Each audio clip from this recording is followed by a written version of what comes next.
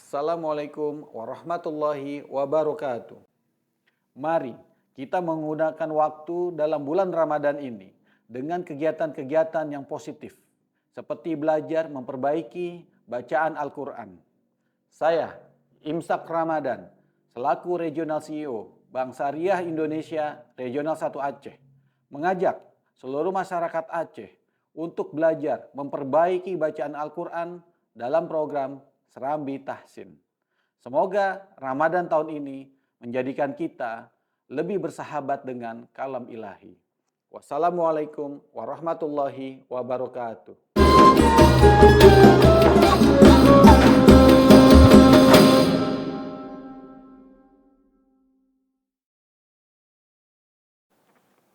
Bismillahirrahmanirrahim. Assalamualaikum warahmatullahi wabarakatuh.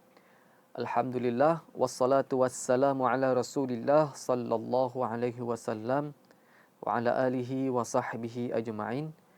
Baik, pada pertemuan kali ini kita akan melanjutkan dalam surah An-Nazi'at pada ayat 39.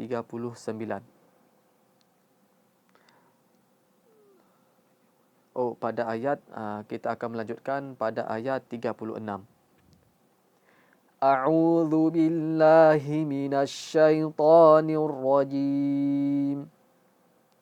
Bismillahirrahmanirrahim. Wa burrizatil jahimu liman yara. Fa amma man tagha wa atharal hayatad dunya فإنal jahima hiyal ma'wa wa amma man khafa maqama rabbih wa nahan nafsa 'anil hawa. Baik, kita perhatikan pada ayat 36. Wa burrizatil jahimu liman yara. Ya. Wa burrizatil jahim. Di situ harus jelas. Ba-nya mana, ro-nya mana. Ro di situ dia menjadi tipis. Wa burrizatil jahi. Hi-nya panjang. Jahimu. Al-jahimu. Nun mati bertemu dengan ya. Liman yara. Gunnah dan masuk ke hidung. Liman yara. Wa burrizatil jahimu liman yara. Lanjut. فَأَمَّا مَنْ طَغَى فَأَمَّا مَنْ طَغَى. Ini jelas ketika nun mati bertemu dengan to dia ikhfa. Sebagaimana kita ketahui bahwasanya to itu hurufnya isti'la. Maka ketika ikhfanya itu pun kita mempersiapkan untuk masuk ke huruf isti'la tersebut. Maka harus agak tebal sedikit. Ya. Maka dia harus tebal. Enggak sedikit dah, memang harus tebal. Man tagha. Man kalau misalnya huruf yang tipis muntaha anta, dia ikut juga tipis ikhfanya. Tetapi ketika huruf isti'la dia juga ikut tebal. Man tagha. Contoh lain min qablikum ya. Fa'amma man tagha. Okey. Lanjut. Wa atharal hayatad dunya. Wa atharal hayatad dunya. A-nya panjang. Wa athara.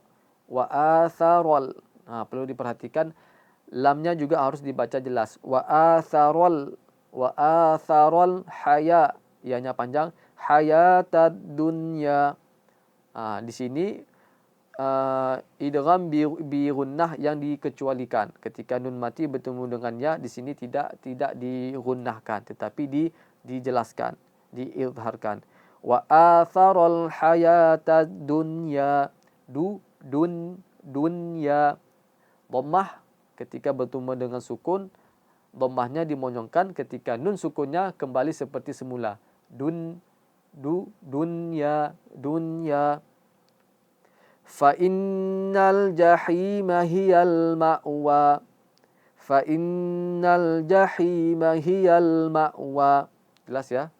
Nunnya fa inna dia gunnah. Jahima, hinya 2 harakat. Hiyal ma'wa. Fa innal jahima hiyal ma'wa. Lanjut.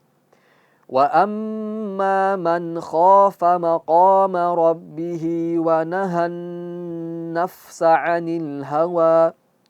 Wa amma man khafa maqama rabbih wa nahan nafsa 'anil hawa. Ya. Wa amma itu dia gunnah dan masuk ke hidung. Wa amma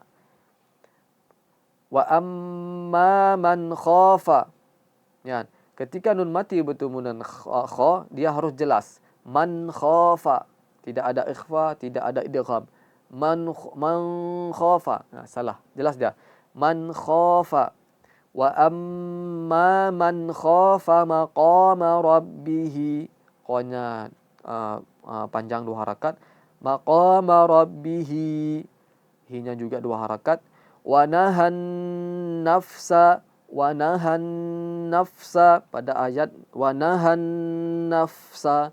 Jelas fa-nya ketika seperti yang kita pelajari, fa atau setiap huruf hijaiyah semakin dia sukun semakin kuat sifat dan makhrajnya.